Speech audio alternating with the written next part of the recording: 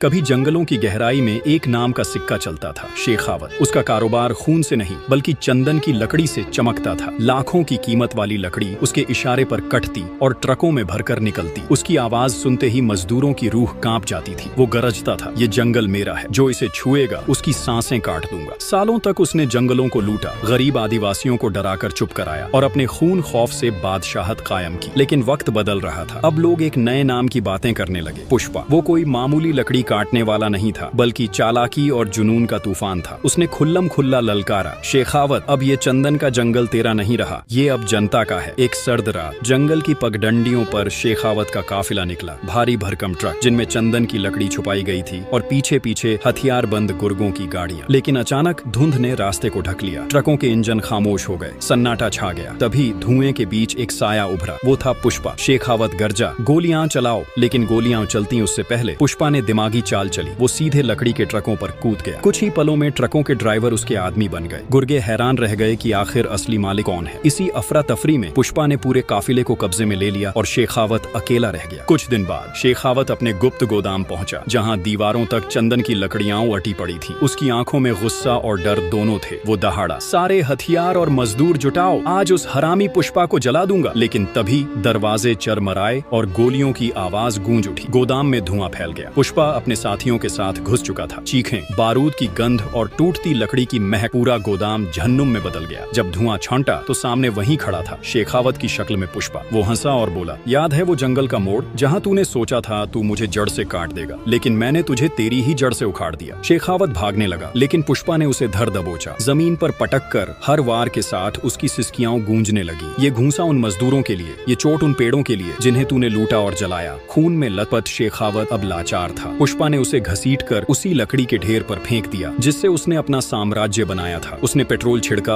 और ठंडी आवाज में कहा, आज तू भी राख होगा और तेरी लकड़ी भी। माचिस जली, पूरे गोदाम में आग लग गई। लकड़ी की चटख, धुएं की गंध और शेखावत की चीखें, सब कुछ लपटों में समा गया। कुछ ही देर में शेखावत एक खत्म हो चुकी दास्तान था।